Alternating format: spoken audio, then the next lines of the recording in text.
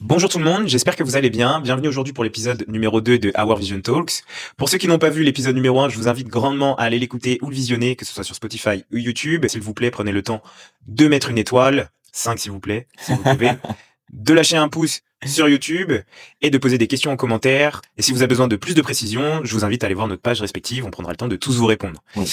Avant d'introduire le sujet d'aujourd'hui, qui est du coup le lifestyle et la compétition de bodybuilding. Valentin, comment est-ce que tu vas? Est-ce que tu as une petite quote à nous donner sur cette semaine? Alors moi la phrase que j'aime trop c'est ce qui doit arriver arrivera. C'est-à-dire que si vous donnez les moyens d'arriver à un but, vous y arriverez tôt ou tard. Maintenant si vous trichez, vous stagnerez. Est-ce que tu es d'accord avec ça? Moi, je suis d'accord avec ça.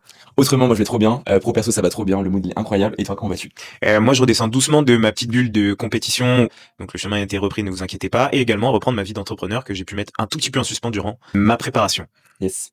Avant de démarrer du coup le sujet du jour qui est le lifestyle dissocié ou associé à la compétition, je pense que c'est intéressant de mettre un disclaimer en fait. nous répétant là-dessus parce que c'est super important. Encore une fois, on a abordé des sujets qui sont communs à tous, qui touchent à tout le monde. Et à travers nos propos, on ne veut dénigrer personne, on ne veut juger personne.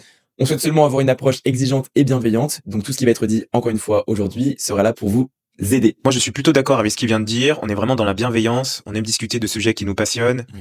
Et on est là pour dénigrer personne. Donc, arrêtez d'essayer d'attraper nos vestes dans les commentaires, s'il vous plaît. Est-ce que tu peux me dire ce que t'évoques le sujet du jour, encore une fois, pour me répéter, lifestyle et compétition ou lifestyle ou compétition? Alors pour moi, c'est un sujet qui est quand même assez difficile à traiter parce que l'un peut amener à l'autre, où la limite peut être assez fine. Oui. Si je devrais dire, pour moi, le lifestyle, c'est les prémices d'une compétition parce qu'on vient chercher une routine, un rythme de vie que l'on n'avait pas avant, certaines spécificités, ou alors répondre à des questions que l'on avait à travers prendre un coach et discuter avec lui de nos problématiques. J'ajouterais à ça que pour moi, le lifestyle, c'est quelque chose qui demande aussi énormément d'efforts, ok, mais pas le même type d'effort que pour la compétition. C'est-à-dire que pour le lifestyle, peu importe votre objectif aujourd'hui, perte de poids, prise de masse ou même recomposition corporelle, vous devez avoir une certaine régularité, un certain rythme et un équilibre pro-perso. Et cet équilibre-là vous servira pour atteindre votre objectif sur le court, moyen, long terme. Tout dépendra de votre régularité, de votre implication. T'es d'accord avec ça? Je suis d'accord. Et juste à ce moment-là, on peut faire la transition sur la partie compétition qui reprendra tout l'aspect lifestyle, mais qui demandera beaucoup plus d'exigence sur la partie régularité. Parce que au final, vous avez une deadline, vous avez un jour J, vous devez être prêt pour ce moment. Si vous n'avez pas été régulier et transparent avec votre coach ou envers vous-même, vous ne serez pas prêt. Et là, c'est la DF complète, l'insatisfaction, le dégoût et tout ce qui s'ensuit. Est-ce que tu es d'accord avec moi? Moi, je suis plutôt d'accord. Si on essaye de résumer, c'est que vous pouvez vous autoproclamer bodybuilder, Oui.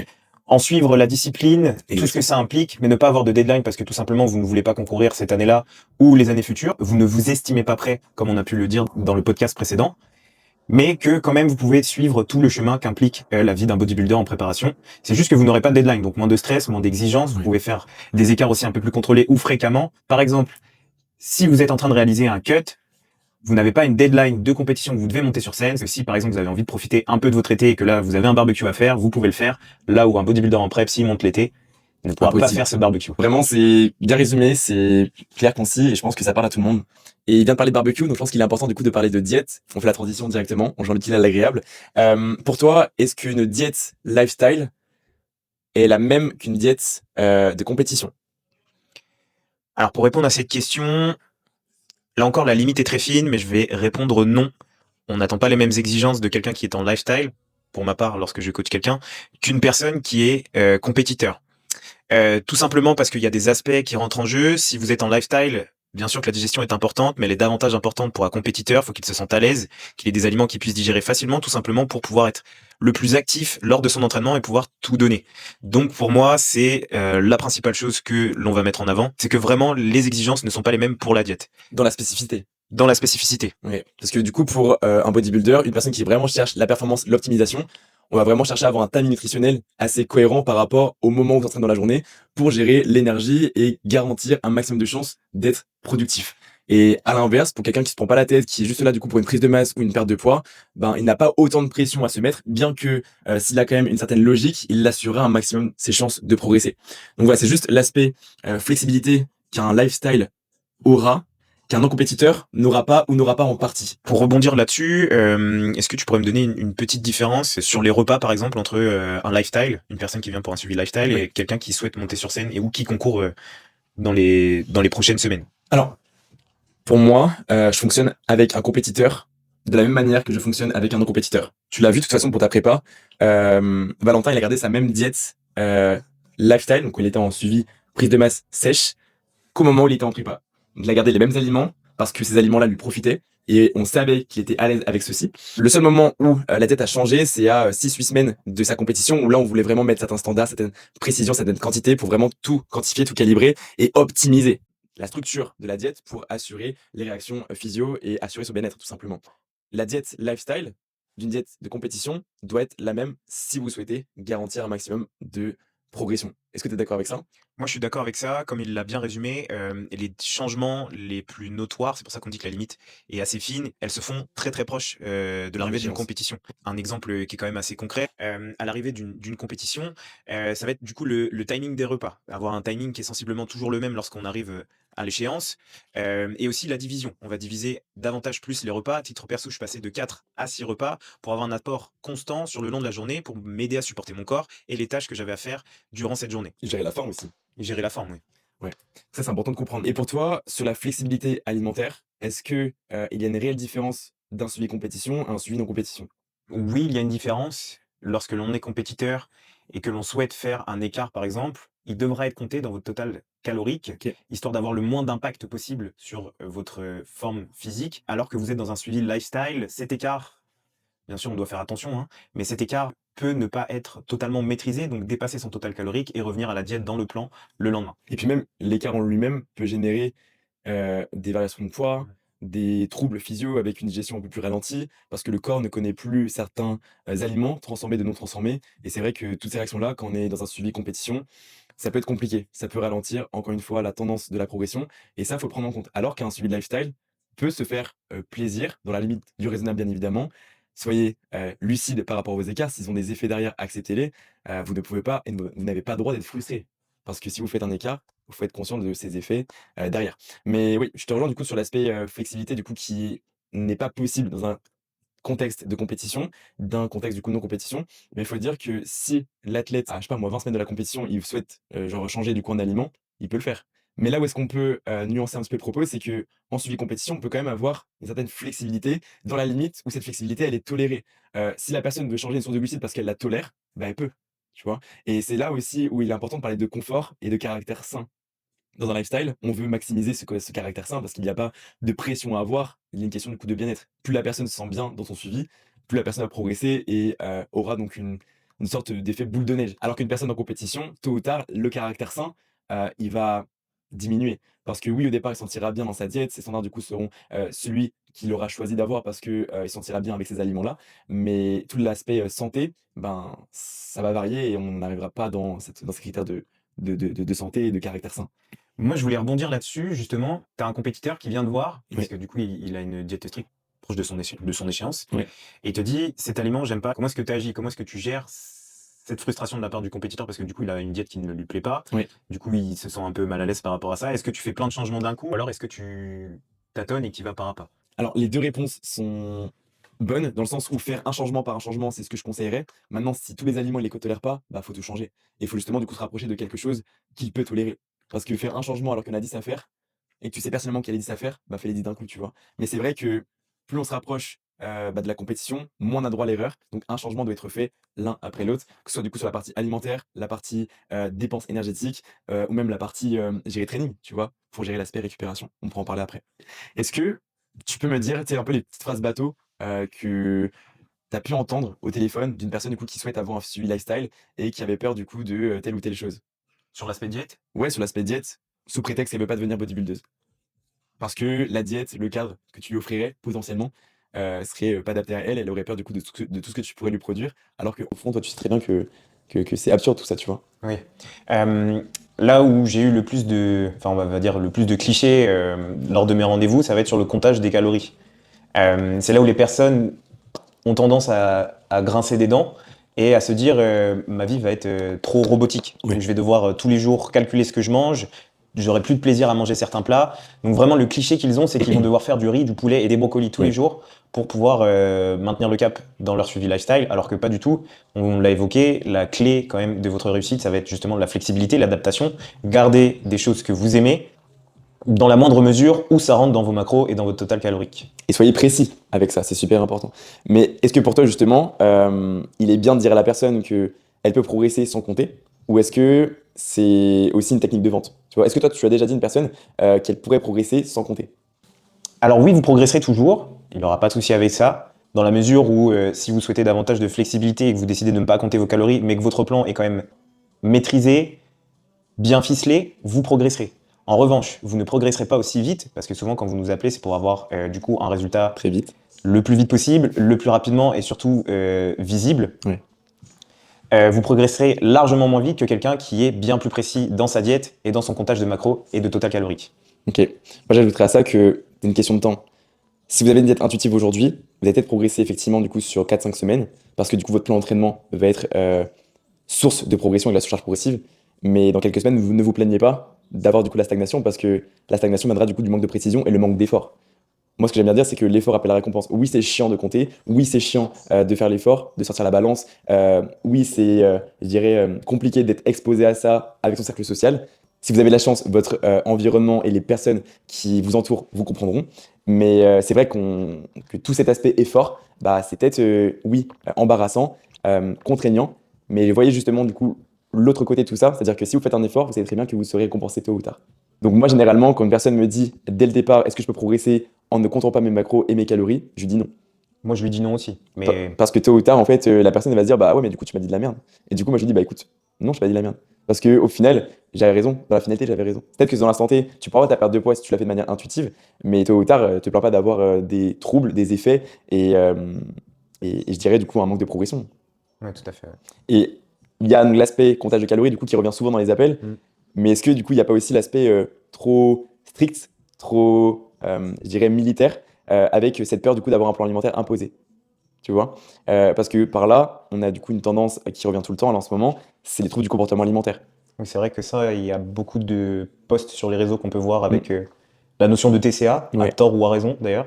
Mais oui, c'est un sujet qui ressort beaucoup. Lorsque quelqu'un commande son suivi, c'est l'une des questions aussi qu'on Ouais. reçoit peut-être le plus souvent. C'est est-ce que le comptage des macros de manière régulière n'amènerait pas des TCA? Et est-ce que surtout, les aliments du coup que j'imposerais, seraient des aliments fixes ou pas? Et encore une fois, c'est une question d'adaptation, donc vous l'aurez compris depuis le début qu'on n'impose à rien. On propose une stratégie, on propose un plan, on voit si ça match avec les attentes et les capacités de la personne, et derrière, on adapte. C'est comme ça qu'on bosse. C'est pas en imposant un plan, une stratégie alimentaire fixe. Si vous voulez qu'on l'impose, on l'imposera, mais si vous n'avez pas besoin de ça, ou alors que vous ne voulez pas bosser comme ça, on bossera pas comme ça. C'est important de le comprendre. Mm. Ok. Mais par rapport du coup à l'aspect TCA, parce qu'on l'a vite évoqué, encore une fois là, on blâme pas les personnes qui pas du sont sujettes à ça, on blâme pas les personnes qui subissent tout ça. C'est une vraie problématique. Maintenant, il faut dissocier TCA et gestion des émotions. Et je pense que ça, c'est aussi du coup un sujet de podcast qui peut être intéressant parce que ça touche à la compétition, ça touche à la prépa Oui. et à toute la sphère perte de poids parce que les TCA, généralement, arrivent, les troubles du comportement alimentaire peuvent arriver dans un contexte de stress ou alors du coup de perte de cut. points et de gestion de la faim. Ouais. Bon appétit. Il vient de sortir sa crème de riz, ses amandes, beurre de cacahuète. Oui. Non, juste crème de riz pas douée. Ok, bah écoute, nice, bon appétit. Voilà, quand on vous parlait de flexibilité aussi, c'est qu'aujourd'hui sur le marché, on a la chance d'avoir des produits incroyables. D'ailleurs, si vous voulez passer commande chez HSN, vous avez 2 liens affiliés aussi. Non, sans rire, vous avez des trucs juste incroyables. Alors oui, des fois les goûts peuvent être édulcorés, ça y a pas de souci, je l'entends. Mais manger une crème de riz, les gars, c'est vraiment un truc, genre ça donne du goût quoi. Ça donne peut-être pas envie au visuel comme ça, mais franchement, c'est incroyable. Et on a toujours tendance à vouloir chercher des recettes hyper variées, hyper, je dirais, attirantes au visuel, etc. Mais juste faites simple, faites des choses qui vous correspondent et des choses qui vous donnent envie. Juste goûter la crème de riz, vous verrez, vous comprendrez. Ouais, des trucs que vous aimez. Ouais. On a une grande avancée dans le monde de la musculation. On a différentes marques, des goûts variés. Moi, la mienne, là, c'est beurre de cacahuète. Je peux vous jurer que j'arrive à me faire plaisir et que je bouffe pas que de l'avoine et de l'eau. Donc voilà, encore une fois, vous pouvez avoir du goût, donc du confort et une certaine progression derrière. Toute une question du coup d'équilibre et de logique. Voilà. Et de précision aussi. Et je pense qu'on peut faire directement la transition avec l'aspect plaisir et ce fameux cheat meal. J'en ai trop marre d'entendre ce mot. Chose qui m'est venue à l'idée lorsqu'on m'a évoqué le cheat meal, c'est l'image de Jay Cutler quand il a remporté son titre de Mister Olympia qui durant son off-saison s'est empiffré à base de fast-food. J'ai l'image en tête et je pense que tout le monde l'a sur les réseaux. On le voit s'empiffrer avec des joues grosses comasses, de la sauce tomate sur le bord des lèvres, sans lécher les babines. Pour moi, le cheat meal, c'est un abus de langage. Dans un contexte de peak week, de compétition, c'est justifié et c'est censé faire progresser la personne. Mais dans le contexte non compétition, il n'y a absolument pas lieu de parler de cheat meal. C'est un repas écart. Et vous pourrez le constater, à chaque fois que vous faites un écart, il y a toujours des effets négatifs sur votre prise de poids, même en prise de masse et même en perte de poids. En prise de masse, c'est généralement la rétention d'eau que vous faites, donc c'est pas de la bonne masse que vous faites, la prise de gras potentiellement. Et à côté de ça, en perte de poids, bah vous êtes en déficit toute la semaine, mais le cheat meal que vous faites à la fin de la semaine, bah vous prenez tout. Donc Alors, voilà. attention, on n'est pas là en train de dire que les écarts sont impossibles que vous soyez en lifestyle ou en compétition. C'est totalement faux. On peut vous donner des petits tips d'ailleurs pour justement gérer ces repas écarts parce qu'on est tous amenés à en faire, que ce soit pour des événements familiaux, que ce soit pour entretenir vos liens sociaux avec des personnes qui ne sont pas d'un milieu riz, poulet, brocoli ou pour d'autres raisons diverses. Est-ce que tu veux qu'on énonce un peu ces tips? Bah je pense que c'est bien, ouais. Tu commences? Alors le premier tip qu'on peut évoquer, ça va être du coup la balance dépenses énergétiques, donc la différence entre ce que vous ingérez et ce que vous dépensez. Si jamais vous savez que vous avez un écart, on n'est pas là en train de vous dire qu'il faut aller courir un 15 bornes dehors, mais essayez d'avoir un total de calories dépensées un peu plus haut pour pouvoir tanker l'écart que vous allez faire. Deuxième tips, essayez de déduire le total calories que vous allez consommer lors de cet écart pour savoir quoi consommer et combien consommer dans la journée. Imaginons que vous avez un total calorique à la journée de 1500 calories. Vous prévoyez, j'ai une bêtise, 800 calories pour le repas écart. 700 calories doivent être consommées le reste de la journée. Jeûnez le matin, prenez un repas du midi à hauteur de 500 calories et à côté de ça, vous faites une collation de 200 calories et vous aurez vos 1500 calories. Ça reste intuitif, mais ça peut vous permettre de limiter la casse. La casse sera peut-être visible. Sachez juste que ce n'est pas parce que ça rentre dans vos calories. Il y a forcément une différence d'apport nutritif que vous aurez si vous faites cet écart, en fonction que ce soit un fast-food, etc., à quel point la nourriture sera transformée. Vous pourrez toujours faire soit de la rétention d'eau, soit avoir un poids qui augmente, ou un résultat physique un peu moins net qu'avant cet écart. Mais ne vous inquiétez pas, il sera régulé dans le temps à partir du moment où vous rentrez dans votre plan le plus tôt possible. Vous avez fait votre écart. Parfait, il est passé. J'espère que vous avez bien profité de votre écart. Mais maintenant, retour au plan. N'ayez pas l'intention d'augmenter votre NEAT pour éliminer plus vite, d'augmenter votre cardio pour éliminer plus vite. Ça n'a aucun sens. Respectez votre plan, votre dépense énergétique comme elle a été fixée depuis le début, vos calories, vos trainings, votre récupération et gérer l'aspect psychologique avec votre équilibre émotionnel. C'est super important. Ne compensez jamais et ne vous frustrez jamais. C'est important. Si vous êtes dans un contexte de non-compétition, un écart, c'est OK. Acceptez juste l'effet qu'il peut avoir. En contexte compétition, est-ce qu'on peut faire des écarts? Oui, on peut. Mais ça dépendra de votre contexte. Refeed, diet break, ou alors sur des autorisations rares ou exceptionnelles. Mais dans la majorité du temps, vous n'aurez pas d'écart. Étant donné que vous êtes en prépa, vous devez accepter les effets. C'est super important. La prépa, ça implique une régularité alimentaire, des standards qualitatifs que vous connaissez pour générer aucun inconfort, digestion ralentie, transit compliqué, rétention d'eau et tout autre effet. C'est super important, ok? Mais ce qui est marrant, du coup, c'est de se poser la question de pourquoi est-ce qu'on aurait besoin de faire des écarts? Est-ce que pour toi, du coup, tu as une explication à ça ou pas? Si votre envie de faire des écarts devient trop prédominante, posez-vous la question si votre diète est réellement faite pour vous. Oui. Regardez ce que vous mangez.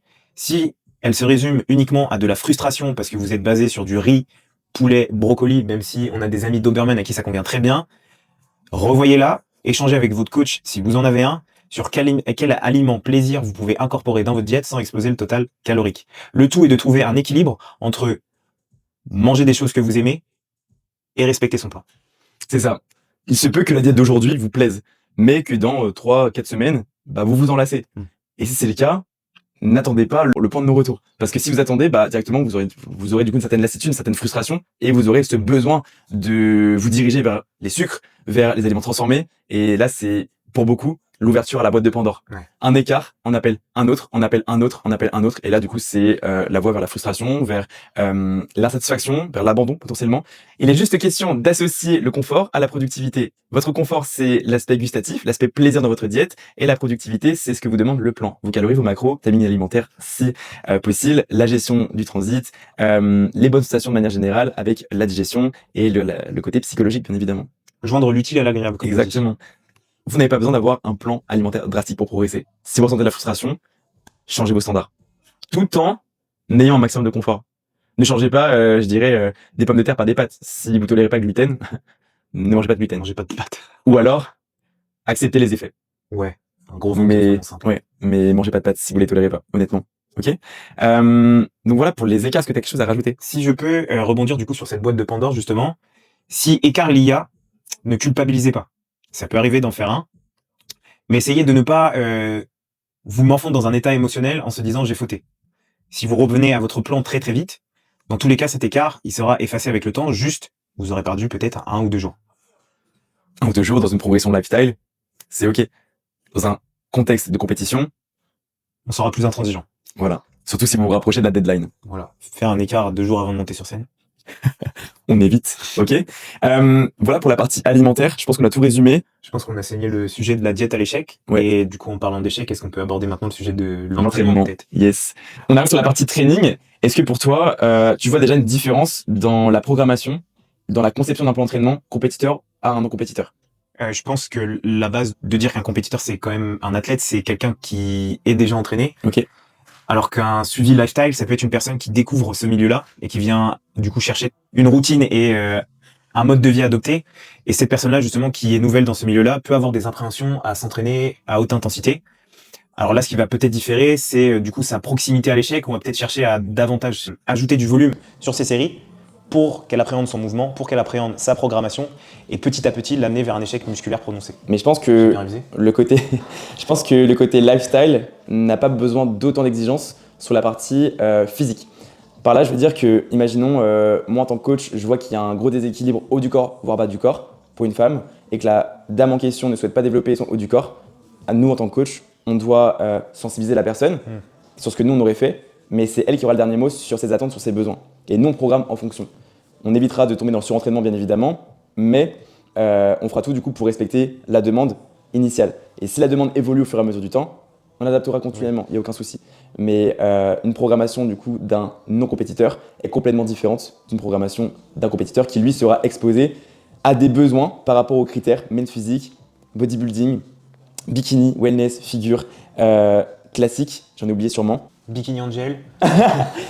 Voilà, comprenez qu'un compétiteur sera toujours exposé aux attentes, aux critères. Donc le coach devra avoir un œil sur la situation du compétiteur aujourd'hui, sur son physique aujourd'hui, et le rapprocher un maximum des critères, des attentes de la fédération, de la catégorie donnée. C'est hyper important. Et là, c'est à l'athlète d'accepter tout ce qu'on va lui demander, dans la limite du possible, bien évidemment. Si jamais il y a des inconforts quelconques, on communique ensemble, on se filme et on ajuste, c'est important.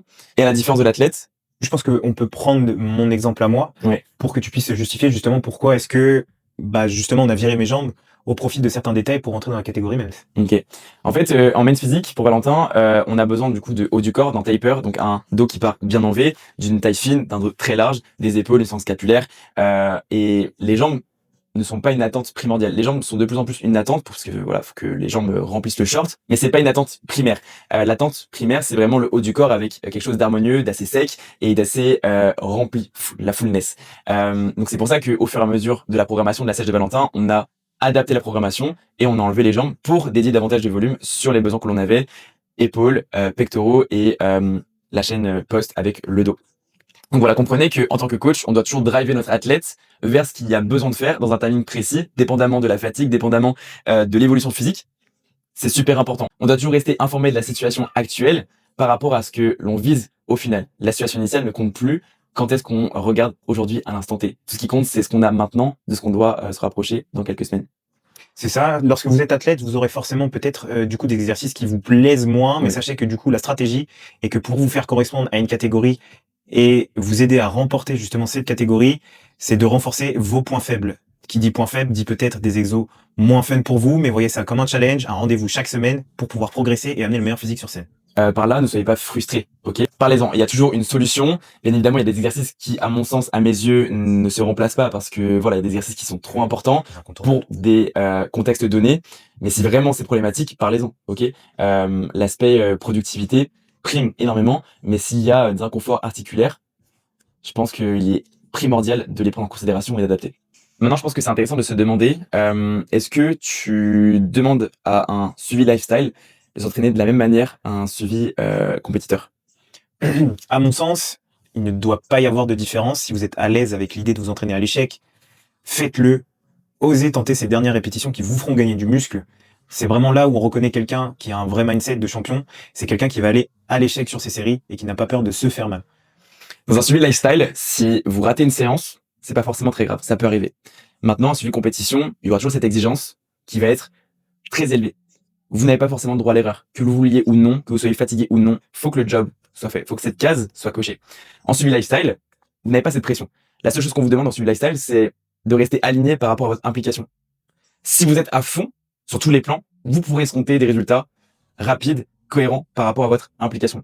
Mais vous pouvez pas prétendre à évoluer, d'avoir gagné du fessier pour les femmes, gagner du dos pour les hommes, ou peu importe, vraiment peu importe. Vous pouvez pas prétendre à progresser si vous n'êtes pas à fond, si vous n'êtes pas régulier, si vous n'êtes pas assidu dans votre RIR0, donc dans votre échec musculaire, dans votre standardisation, donc la technique, le placement, les tempos, et si vous n'êtes pas assidu également sur tout l'aspect communication avec votre coach. Filmez-vous, communiquez, faites des feedbacks réguliers, c'est hyper important, hyper important. Filmez-vous, ouais, c'est le plus important, vraiment, filmez-vous et communiquez un max. Et surtout sur cette communication, j'avais une question, est-ce que tu es aussi exigeant sur un suivi lifestyle dans la communication, ou alors est-ce que tu demandes davantage de feedback à un compétiteur? Un compétiteur, je serais très exigeant parce que la scène attend une exigence. Ok, donc avec le compétiteur, je communique très fréquemment. Maintenant, il y a des profils qui diffèrent. Il y a des compétiteurs en qui je peux avoir vraiment confiance et je sais bien que leur plan est acquis et j'ai confiance en eux dans la réalisation de leur mission. Pour eux, je vais pas forcément être sur leur dos au quotidien. Par contre, pour des personnes qui ont moins confiance en elles, qui ont besoin d'être épaulées et ça constamment, je suis là de manière omniprésente. Si c'était du 5 sur 7, c'est du 6 sur 7, mais il y a un maximum d'interactions à avoir de manière à garantir le confort et la productivité. C'est hyper important. Ça ne veut pas dire que je ne suis pas exigeant avec des suivis non compétition. C'est hyper important.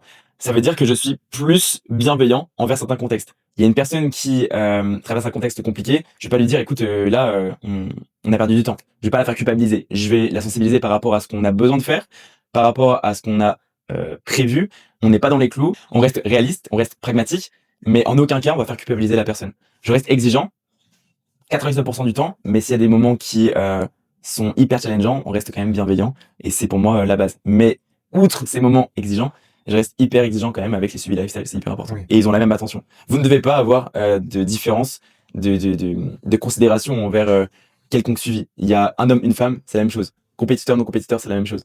Pour faire référence au podcast précédent qu'on a tourné, d'ailleurs j'espère que vous l'avez vu, on a parlé du coup du fait que le coach ne doit pas avoir de classement dans ses compétiteurs. Ici, c'est exactement la même chose. Vous ne devez pas faire de distinction entre un suivi lifestyle et un suivi compétition.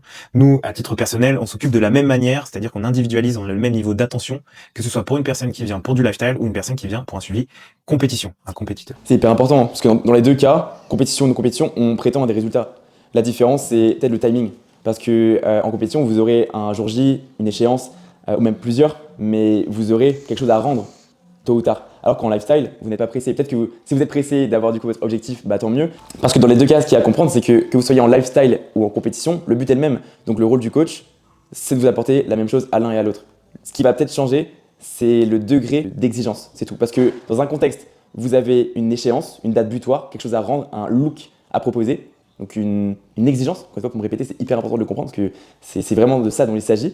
Et à côté de ça, dans le suivi lifestyle, vous n'avez pas d'échéance. Vous avez juste une date que potentiellement vous vous êtes fixé en tête, mais c'est tout. C'est tout. Et encore une fois, si vous êtes impliqué, vous aurez tôt ou tard vos résultats. Si on doit résumer, entraînez-vous dur, rire zéro si vous en êtes capable. Ou si après vous venez nous voir pour nous proposer de devenir compétiteur, on verra votre mindset de champion. Et justement, en parlant de mindset, je pense qu'on peut passer du coup à la partie suivante. Mindset. Let's go.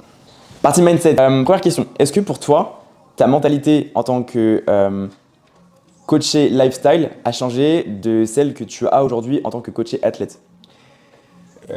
Pour te répondre simplement, non. Très bien. Point. Est-ce que tu peux détailler un petit peu? Oui, je peux détailler. Tout simplement parce que quand je suis venu voir Val, j'avais déjà la même dalle, le même attrait pour ce sport. J'ai appris du coup à appréhender sa manière de fonctionner, sa programmation, et petit à petit, je suis venu te voir pour te dire que je voulais faire de la compétition, et ma dalle n'avait toujours pas changé, j'avais toujours ce même attrait, cette même fougue et cette même hargne à m'entraîner aussi dur, à respecter le plan, quoi qu'il arrive et peu importe les épreuves. Ok, en vrai, ce qu'il vous dit aujourd'hui, il y a les mots, il y a les actes. Quand je l'ai rencontré, il avait déjà les mots à l'époque et il y associait les actes. Donc pour moi, c'est hyper legit.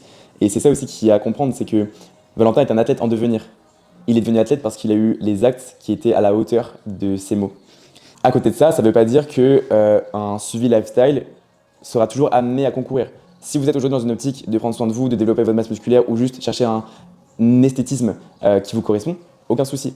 Mais vous devez juste être aligné par rapport à ce que vous souhaitez. Si vous souhaitez progresser vite et rapidement, vous devez être impliqué et rigoureux dans le temps. Plus vous êtes impliqué, plus vous aurez vos résultats. C'est simple, mais c'est aussi simple que réaliste, vraiment. Pour toi, qu'est-ce qui pourrait expliquer le fait qu'un compétiteur ne suive pas son plan ou qu'un non-compétiteur ne suive pas son plan?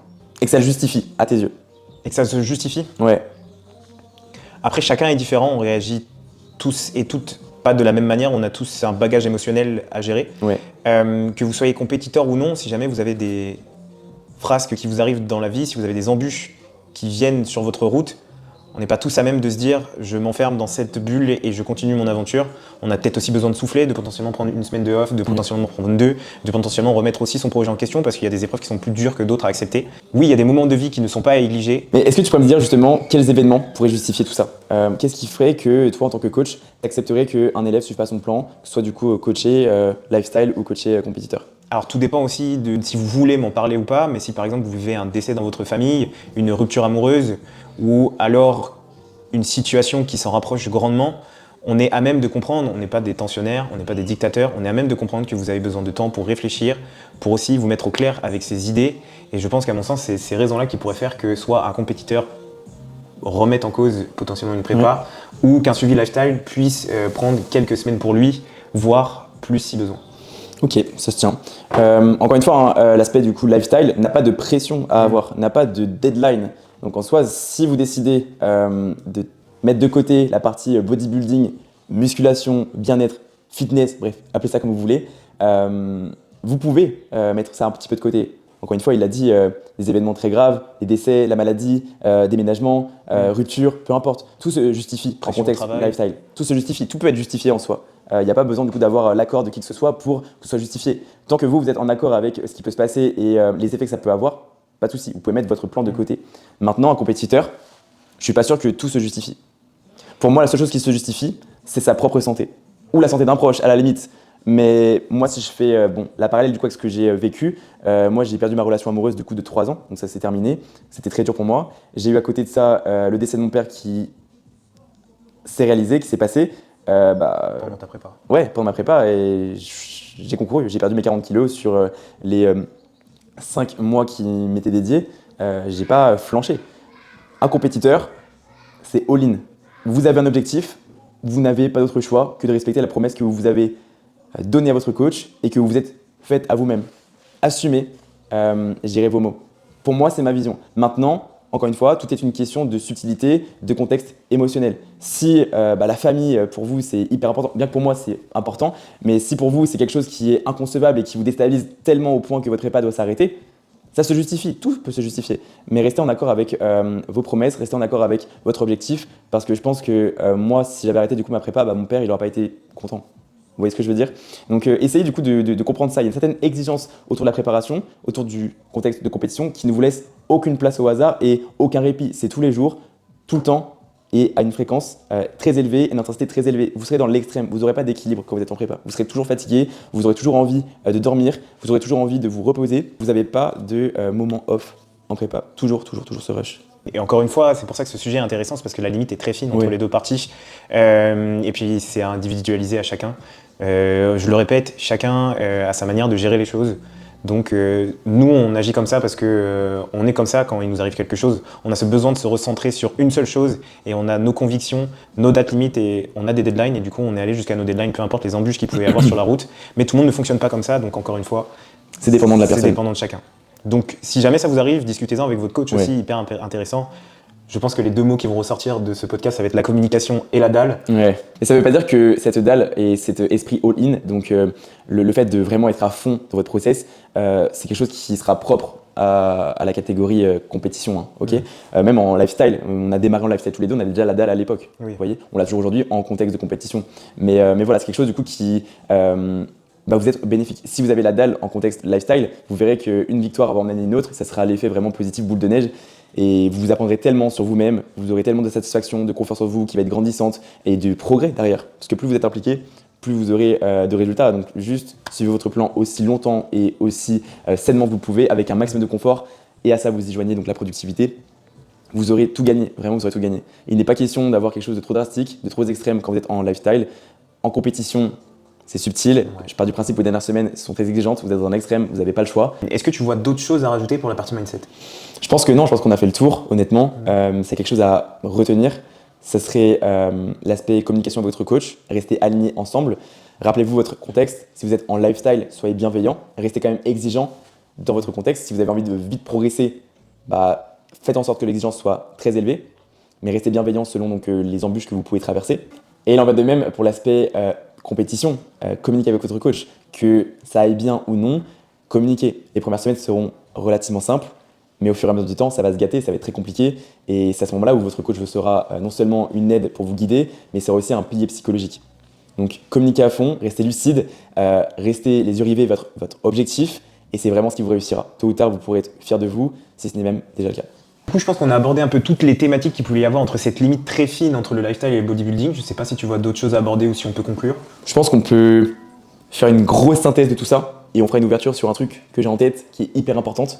Par rapport du coup au côté diététique, qu'est-ce qu'on peut retenir? Pour le côté diététique, ce qu'on peut en retenir, c'est qu'il y a de la flexibilité dans les deux cas, à moindre mesure, lorsque l'on est compétiteur, surtout à l'approche d'une deadline. Ouais. La flexibilité sera le maître mot tout simplement parce que si vous avez des aliments qui vous plaisent, ce sera la clé pour réussir et surtout garantir votre succès dans vos objectifs. Et surtout que quand ça vous convient plus, vous pouvez changer et substituer un aliment par un autre. Ok? Ensuite, compter ses calories, c'est pour moi un essentiel. Si vous voulez progresser, et ça sereinement, précisément, de manière quotidienne, comptez vos calories. Faites l'effort à l'instant T, certes, c'est relou, mais voilà, faites vos tupperwares, investissez peut-être une demi-journée pour faire vos tupes, et vous pourrez être serein à l'idée du coup de progresser. Lorsqu'écart il y a, retenez bien que ce n'est pas grave, c'est acceptable. En revanche, que cela rentre en compte dans vos totaux caloriques, que ça respecte vos macros. Ce qu'on peut rajouter, c'est lorsqu'il y a écart, ne culpabilisez pas, ne soyez pas frustré, acceptez les effets, restez lucide par rapport à ça et ne parlez plus de cheat meal dorénavant. Exactement. N'oubliez pas que le cheat meal et le rapport au côté plaisir, vous pouvez très bien le retrouver dans une diète très très qualitative avec des aliments bruts et des goûts très variés qui vous conviennent. Vous n'avez pas besoin d'aller dans les restaurants ou faire quelconque excès pour retrouver un aspect plaisir. Dans votre diète, vous avez déjà l'occasion aujourd'hui d'avoir du confort et de la productivité. Du plaisir, C'est super important. du plaisir. Du plaisir. Vis-à-vis de l'aspect training, S'il vous plaît, si vous êtes en mesure, entraînez-vous à rire zéro. C'est le plus important, c'est ce qui vous fera le plus progresser et c'est là où vous verrez des changements physiques notables. si vous ratez un training dans un contexte lifestyle, c'est ok. Mais si vous êtes en contexte de compétition, vous avez intérêt à vous la coller. C'est super important. Si vous voulez être compétitif tôt ou tard, travaillez dès maintenant et restez régulier dans le temps, si ce n'est même faire mieux et de mieux en mieux au fur et à mesure du temps. Suivez votre coach dans ce qu'il vous dit pour la partie lifestyle comme compétition. La partie lifestyle aura plus de flexibilité avec un peu plus de plaisir, un peu plus d'adaptation par rapport aux souhaits que vous aurez. Ok, mais la partie compétition, juste communiquer sur vos sensations et notamment le confort articulaire dans les exercices que vous aurez. Filmez-vous Communiquer. pour avoir la progression souhaitée. Pour la partie mindset, vraiment ayez cette dalle, que vous soyez compétiteur ou lifestyle. C'est ça qui vous fera le plus progresser et atteindre le plus rapidement vos objectifs. Soyez bienveillant envers les aléas qui vous tombent dessus. Lifestyle, vous avez droit de prendre du off si c'est nécessaire, si vous en jugez le besoin. Vous avez le droit de mettre le plan un petit peu de côté, bien que garder un maximum de routine sera quelque chose qui vous sera profitable sur l'aspect psychologique. Plus vous avez de routine, plus vous êtes en sécurité. Vous verrez que quand vous partez en déplacement, vous perdrez vos repères et ça va vous déstabiliser. Je pense que vous aurez toujours cette sensation-là et vous penserez à nous lorsque vous serez dans une situation peut-être instable. Mais en compétition, réalisez que vous avez peut-être moins de flexibilité à ce niveau-là. Les aléas, il va falloir les encaisser. Appuyez-vous sur votre coach, communiquez, trouvez les solutions et adaptez le plus possible. Si on doit aborder un point, l'un des plus importants, c'est surtout sur l'aspect santé. Prenez soin de vous, de votre santé mentale comme physique. Oui, lorsque vous êtes en compétition, l'aspect santé est un peu, je dis bien un peu, moins présent. On vient l'engager un tout petit peu plus, mais ne jouez pas avec cette dernière, d'accord? C'est hyper important, prenez soin de vous, de votre santé. Ça prime. S'il n'y a pas de santé, il n'y aura pas de progression. Si vous négligez les signaux que vous envoie votre corps, vous pouvez partir du principe où tôt ou tard, la santé vous rattrapera et elle vous mettra plus bactère. Et vous progresserez plus. C'est important de le comprendre. Je pense qu'on a bien conclu le sujet, je pense qu'on l'a bien abordé. J'espère que vous, dans votre logique d'écoute, vous aurez les réponses à toutes vos questions. Si jamais vous avez des commentaires à réaliser, des questions qui ne seraient pas venues en tête, n'hésitez pas à les poser, c'est hyper important. Ça fait l'interaction, ça fait de la proximité entre vous et nous. N'hésitez vraiment pas, on est là pour ça. En attendant, ce qu'on peut aborder pour ouvrir ce sujet-là, c'est une réelle problématique qui est la suivante. Si vous êtes en capacité de vous impliquer autant qu'un suivi de compétition, en étant en suivi lifestyle, restez impliqué et le plus régulier possible. Plus vous serez régulier, plus vous aurez de progression. C'est hyper important de le comprendre. Et par là, je veux dire que ne trouvez pas une excuse dans le fait d'être en suivi lifestyle pour ne pas faire le job. Vos devoirs. Ouais, on entend souvent une phrase qui est la suivante: je ne suis pas en suivi compétition, donc je n'ai pas besoin de faire ça. Si le coach vous demande quelque chose, c'est pour vous et non pas contre vous. Si par contre il vous en demande trop parce que pour vous ça devient une charge mentale, par exemple je vous demande 15 000 pas par jour parce que je juge que c'est bon et que vous pouvez proposer seulement 10 000 pas, à nous coach d'adapter en fonction de ce que vous pouvez proposer. C'est une question de communication, d'adaptation pour progresser ensemble. Je pense qu'on a fait le tour aujourd'hui, réfléchissez là-dessus, communiquez avec nous, faites de l'interaction et nous on se retrouve la semaine prochaine. On tient à vous remercier aussi pour tous vos messages et tous les retours que l'on a eus sur le dernier podcast, en espérant que celui-là vous plaira aussi. Et puis on vous souhaite du coup une bonne soirée, bonne journée et bon appétit. Ciao. Bisous.